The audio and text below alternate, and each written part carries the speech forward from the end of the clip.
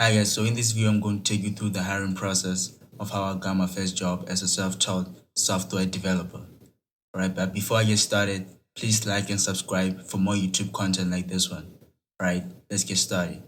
So the first step in the hiring process was a phone screening interview with a recruiter. The recruiter was not actually from the same company that I'm working at, but from a recruitment company. So that's why I applied for this job. So she asked me simple questions to know if I actually qualify for this role. So he asked me about my experience and the skills that are required by that company that I was supposed to work at. So I passed that step. So then I went to another step, which was uh, an interview with a technical person. So someone in the technical department in that company. So I had the interview with the CTO of the company. So that was the second step in the hiring process. So I also passed that step. So the CTO asked me simple questions. I actually thought that he was going to ask me to solve algorithms and data structures, but he basically just asked me questions related to data structures. So he wanted to know if I actually know the data structures. So he asked me about like the way linked lists and array lists work.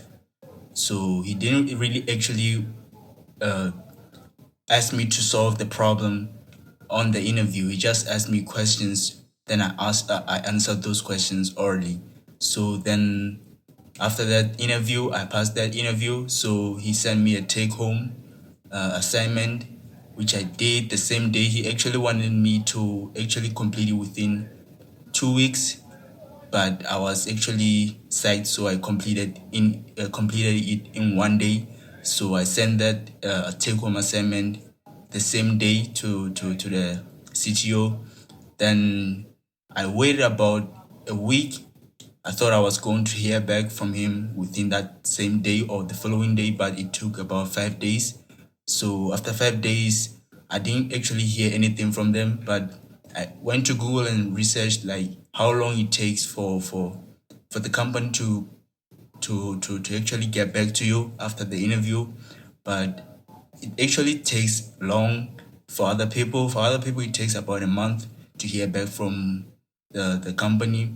But after the 5 days, I wrote a follow-up email to them so I can be able to hear a feedback about the take-home assignment. So I didn't actually hear back from them after the follow-up email. So I waited about another week. So after the second week, I actually heard back from the CTO. He gave me feedback on my take-home assignment. He told me that some of the things that I should have done and some of the things uh, that I did good. So he just basically gave me feedback on the take-home assignment, which I thought I did well.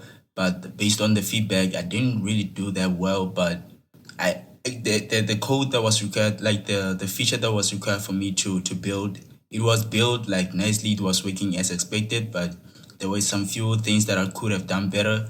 But he didn't really hold me against that. So after that, I waited for them to actually take me to the next step.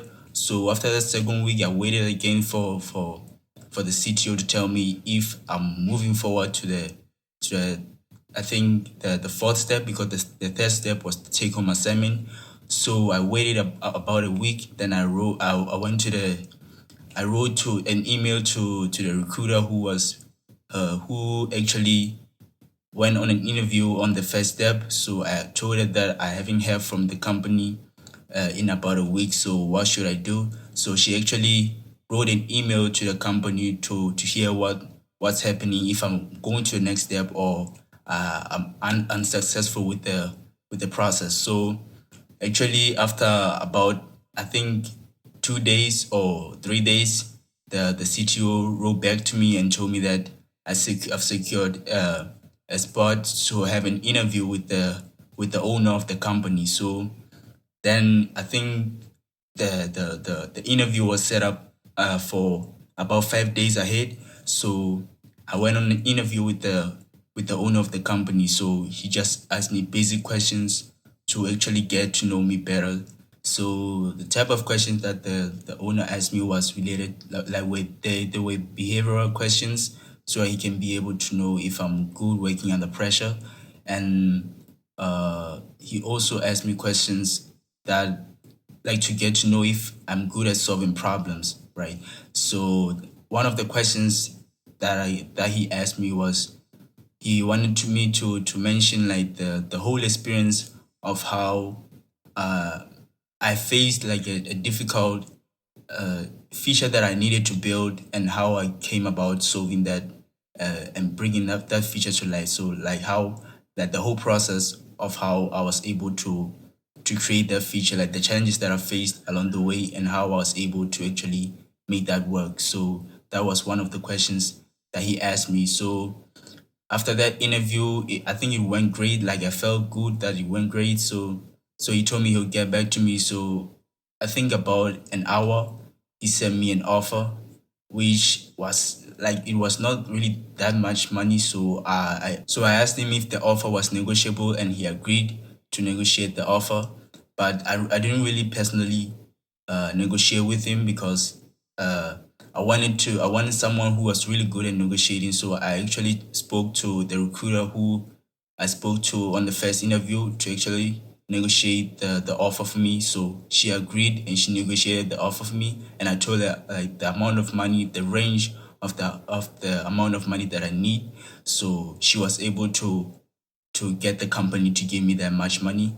So like that's the hiring process of how I was able to get my first job as a self-taught software developer.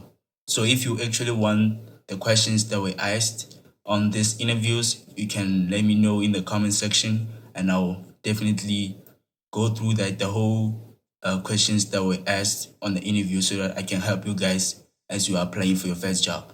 So thank you guys for watching. Bye.